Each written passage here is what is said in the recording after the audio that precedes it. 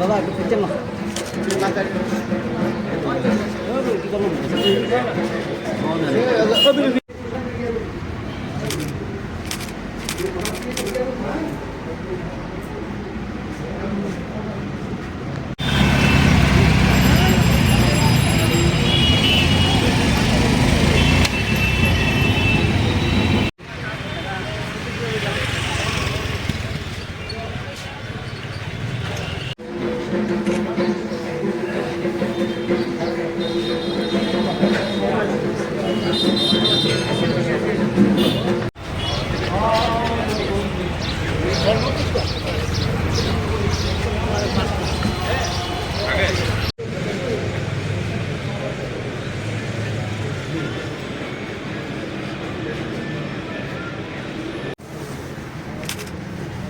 বাউন্ডা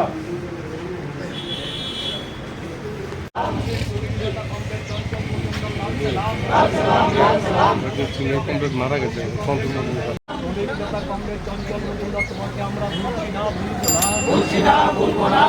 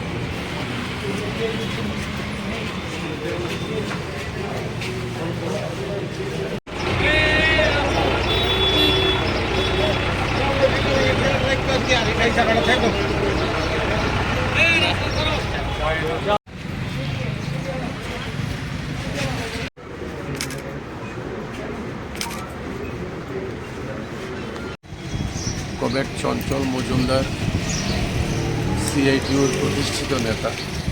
উনি মোটর শ্রমিক আন্দোলন থেকে আমাদের রাজ্যের শ্রমিক আন্দোলনকে সংগঠিত করার ক্ষেত্রে আজীবন লড়াই সংগ্রাম করেছেন। তার মৃত্যু হয়েছে।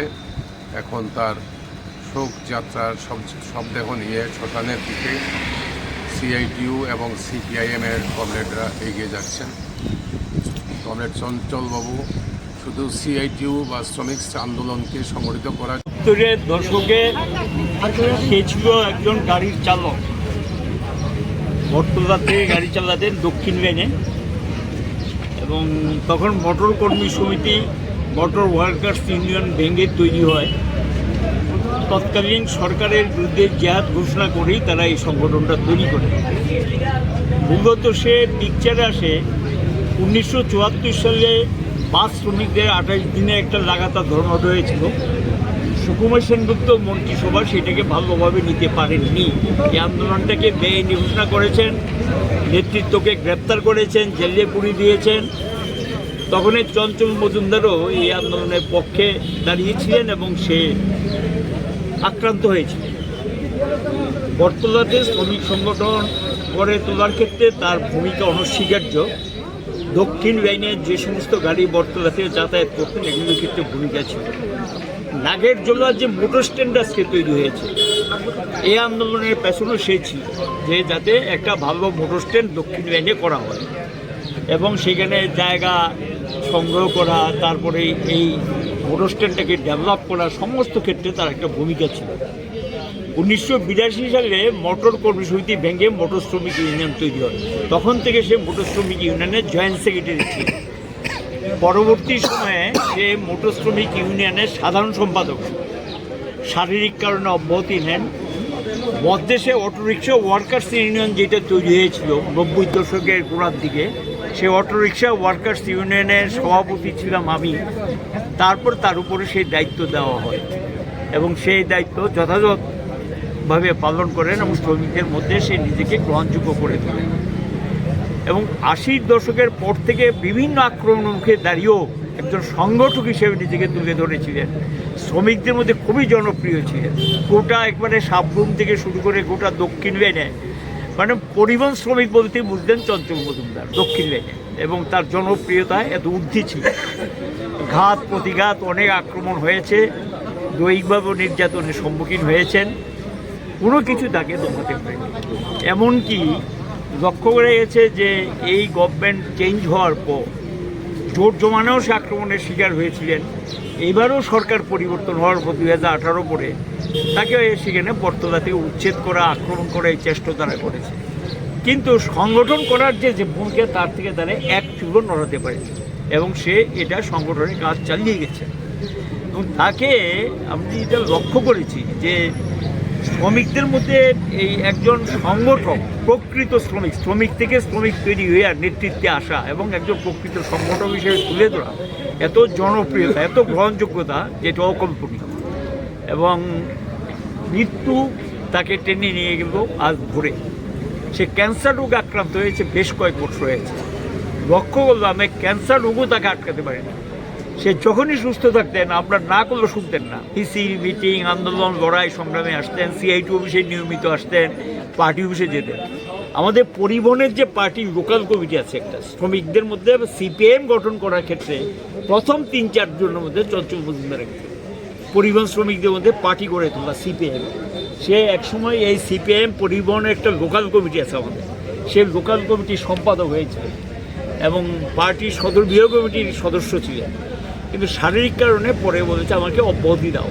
কিন্তু এর মধ্যে এই কত হবে, আমার মনে হয় মাসখানেক হবে, বিছনায় পড়ে যাওয়ার আগ পর্যন্ত নিষেধও মানতেন না, আর না করলে আবার বিরক্ত হতেন, খবর না দিলে বিরক্ত হতেন। কিন্তু যখনই খবর পেতেন তখনই ছুটে আসতেন, যে কোনো কর্মসূচিতে অংশ নিতেন। তার মৃত্যু পরিবহন শ্রমিক আন্দোলনের বিরাট ক্ষতি, তথা গোটা শ্রমিক আন্দোলনের বিরাট ক্ষতি। CITUরও রাজ্য কমিটির সদস্য ছিলেন দীর্ঘদিন, তারপরে বিভাগীয় কমিটির সদস্য ছিলেন। CITUরও যখন যে দায়িত্বটা দেওয়া হয়েছে সেই দায়িত্ব সে সঠিকভাবে পালন করেছে। এবং সেই 50 বছরে তাকে আমি চিনি, জানি বেশি হবে, 50 বছর ঊর্ধ্ব হবে।